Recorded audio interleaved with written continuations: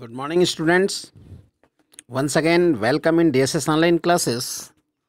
This is C. Yadav, and today we are going to conclude the second chapter of Civics, Constitutional Design. And our today's final topic is Institutional Design. Children, as you know, Constitution is not merely a statement of value and philosophy, but a constitution is mainly about embodying these values into institutional arrangements. It is very long and detailed document. Constitution is very long and detailed documents. Therefore, it needs to be amended quite regularly to keep it updated.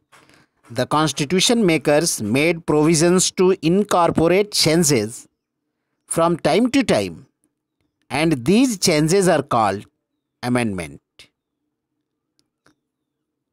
बच्चों, जैसा कि तुम जानते हो कि संविधान केवल एक स्टेटमेंट, वैल्यूज और फिलॉसफी का, मूल्यों और दर्शनों का एक इतिहास नहीं है, एक स्टेटमेंट, एक कथन नहीं है, बल्कि कॉन्स्टिट्यूशन इन सारे वैल्यूज़ को, इन सारे मूल्यों को एक जगह संगठित करने की व्यवस्था है, जिसके तहत किसी भी देश को गवर्न किया जाता है।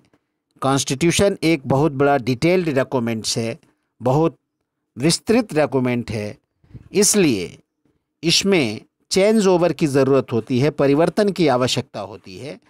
तो हमारे जो कॉन्स्टिट्यूशन मेकर्स थे, जो संविधान निर्माता थे हमारे, उन लोगों ने संविधान में प्रोविज़न्स बनाए हैं, ऐसे प्रोविज़न्स दिए हैं जिसके माध्यम से टाइम टू टाइम, समय समय पर हम संविधान में परिवर्तन कर सकते हैं। और संविधान में परिवर्तन करने की इसी व्यवस्था को अमेंडमेंट कहते हैं, संशोधन कहते हैं, हिंदी में संशोधन कहते हैं। Amendment, the process of changing in constitution is called amendment.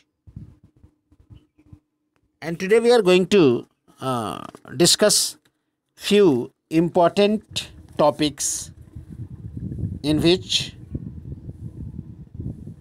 sovereign, it is called in Hindi संप्रभुता, प्रभुसत्ता और संप्रभुता. Today we are going to discuss these topics which are mentioned in the preamble of our constitution. The first topic is sovereign, संप्रभुता. People have supreme power, right to make decisions on internal as well as external matters. No external powers can dictate the government of India. It means, इसका मतलब है कि जो देश की जनता है, देश के लोग हैं, उनके हाथों में सुप्रीम राइट होता है, सर्वोच्च शक्ति होती है, जो डिसीजंस लेते हैं अपने देश के इंटरनल या एक्सटर्नल मैटर्स में डिसीजन लेने की क्षमता लोगों में होती है। चूँकि आप जानते हैं कि हमारे देश में रिप्रेजेंटेटिव डेमोक्रेसी है, अर्थात the country is governed by the representatives of the people of India. That means we elect our representative who talk about us in parliament.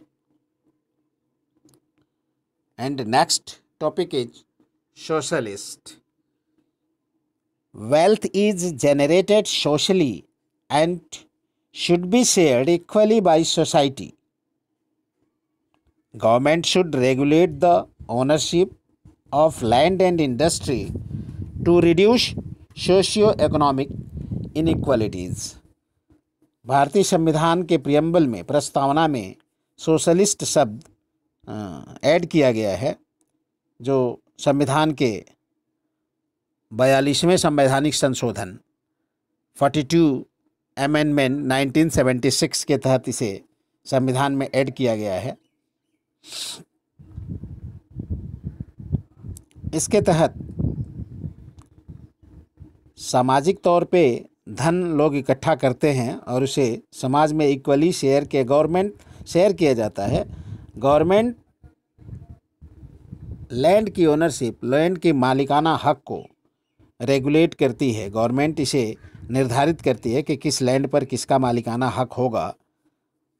चूँकि जो सोशियो इकोनॉमिक डिफरेंसेस हैं, जो सामाजिक आर्थिक विभिन्नताएं हैं हमारे देश में, उसको कम किया जा सके, उससे रिड्यूस किया जा सके, इसके लिए सोशलिस्ट शब्द का जिक्र किया गया और इसे अप्लाई किया गया है। नेक्स्ट एंड फाइनल, सेक्युलर, जिसे हम हिंदी में पंथ निरपेक्ष कहते हैं। Secular citizens have complete freedom to follow any religion but there is not official religion. Government treats all religions, beliefs and practices with equal respects.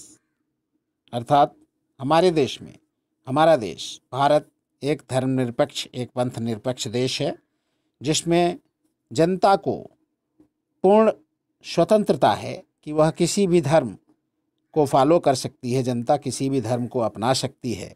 लेकिन there is no official religion of the country. Bharat देश का कोई अपना एक official धर्म नहीं है, इसका कोई आधिकारिक धर्म नहीं है। The government of India treats all religious beliefs and practices with equal respects.